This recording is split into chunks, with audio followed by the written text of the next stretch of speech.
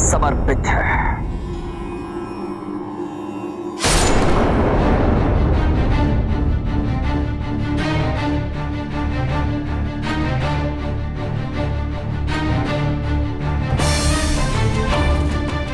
प्रतीत होता है अब भी प्रसन्न नहीं हुए हैं ब्रह्मदेव।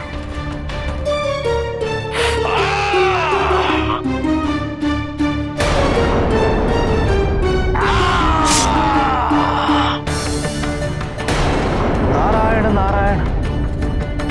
प्रभु, इसने तो अपनी मांस की आहुति देना आरंभ किया है। मृत्यु पूर्व मेरे नेत्र भी आपको समर्पित है ब्रह्मदेव। नारायण नारायण। नेत्र?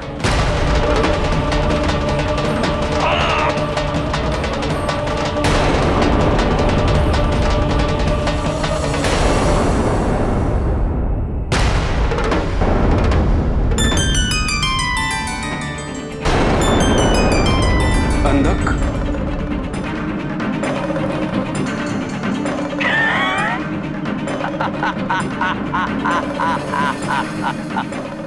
क्षमा करना ब्रह्मदेव, मैं तिरस्कार नहीं कर रहा हूं आपका। मैं तो इस विडंबना पे हंस रहा हूं कि जो नेत्र अपने अस्तित्व से मेरी सहायता नहीं कर पाए, वही नेत्र अपनी आहुति देते ही मेरे सबसे बड़े सहायक बन गए। अंधक, अपने इस घोर तप के कारण तुम हमसे वरदान अर्जित करने में सफल रहे हो। हमें यह भी ज्ञात है कि तुम्हारा अब तक का जीवन अंधकार में व्यतीत हुआ है। क्या तुम वरदान स्वरूप दृष्टि पाकर एक नया जीवन आरंभ करना चाहोगे अंधक? नहीं ब्रह्मदेव, इस अंधकार ने मेरा जन्म से साथ दिया है और इसका अंत भी मेरी मृत्यु के पश्चात ही होगा। घृणा है मुझे प्रकाश से और उस हर वस्तु से जो मुझे उसका स्मरण कराती है, उसके समीप ले जाती है। मैं तो अपना समस्त जीवन इस अंधकार में व्यतीत करना चाहता हूं।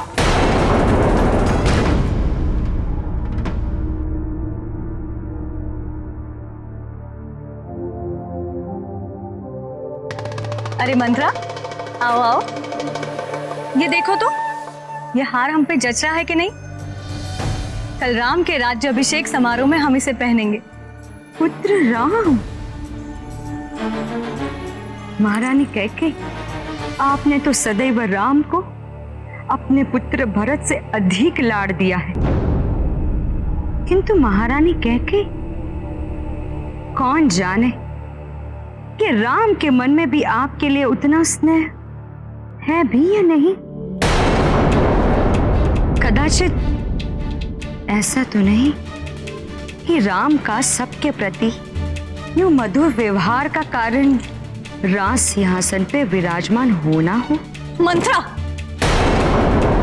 तुम्हारे विषैले विचारों के लिए यहाँ कोई स्थान नहीं है। और राम के राज्याभिषेक से तुम्हें इतना क्षोभ क्यों है? राम भाइयों में बड़ा है, वही राजा बनेगा। सूर्यवंश की नीति यही है।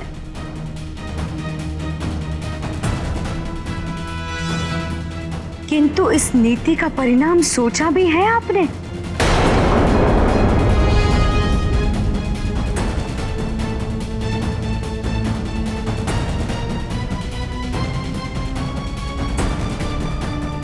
राजा बनेगा राम और भरत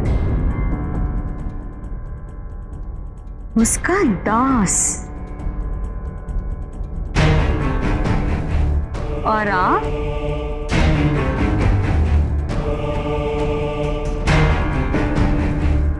हमें तो कहते हुए भी दुख हो रहा है महारानी। यदि मेरा भरत राम का दास हुआ तो आप भी राम की दासी हुई ना। मंत्रा, राम के प्रति ये तुम कैसा विष घोल रही हो हमारे मन में? नहीं महारानी, आप तो भोली है, भोली। कदाचित आपके दृष्टि ने ये नहीं देखा होगा, किंतु आपके मंत्रा की दृष्टि उस बात पे अवश्य पड़ी। आपके पति राजा दशरथ ने मेरे भरत को ननिहाल भेज दिया। उसके वहां पहुंचते ही यहाँ राम के राज्याभिषेक की घोषणा भी कर ली। ये सारा किया धरा कौशल्या का, ये उसी का षड्यंत्र है।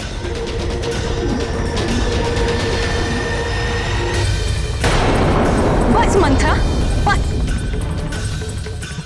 इस प्रकार हमें बहकाने का प्रयत्न मत करो। खरखोड़ी कहीं की, निकल जाओ यहां से।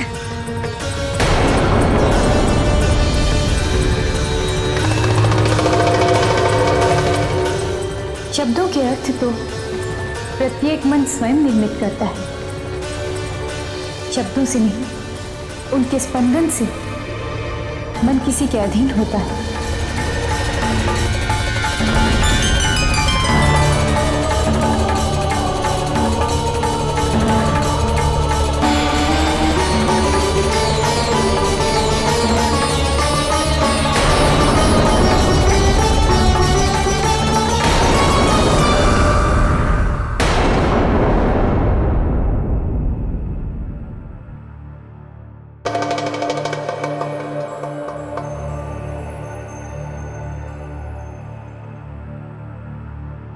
महारानी कैकेयी,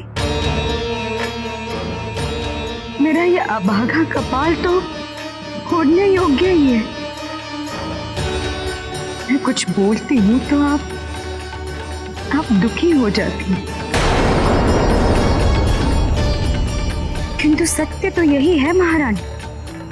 आप जिसे दीदी दीदी कह के पुकारती रहती है ना, उसी ने आपके साथ छल किया है और उसी ने राजा से कह के आपके जीवन का विनाश कर दिया।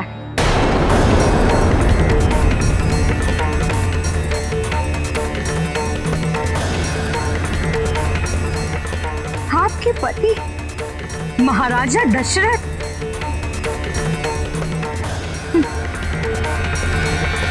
राम के राज्याभिषेक की भनक भी नहीं पड़ने दी उन्होंने।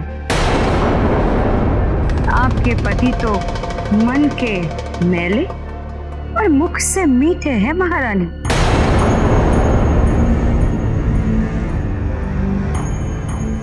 मैं आपको फिर से कह रही हूं, राम आपको दासी बना दिया।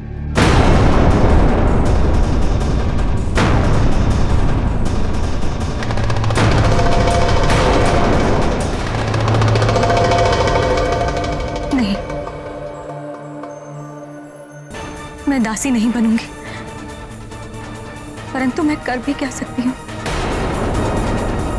कल प्रातःकाल तो राम का राज्य अभिषेक है। आप अभी सोच रही हैं? आप समझी नहीं।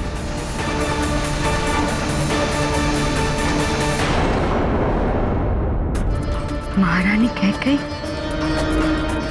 यदि कल आपके राम का राज्याभिषेक हो गया तो आप ये तो समझ लीजिए कि विधाता ने आपके विनाश के बीज बो दिए। चलती हूँ महाराज, आज्ञा दीजिए।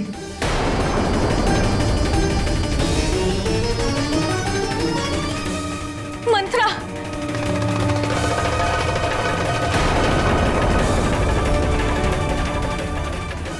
अब तुम ही हमें बता, हम क्या करें? तुम ही ना हमारे नेत्र खोले हैं मंत्रा। अब तुम जो कहोगी वही होगा। महारानी कैकेयी, कल के सूर्योदय में और आज में एक पूर्ण रात्र शेष है। प्रलय के लिए तो मात्र एक क्षण ही बहुत है महारानी। क्या आपको याद है आपने मुझे एक कथा सुनाई थी, याद है आपको? राजा दशरथ से आपको वचन मिले थे।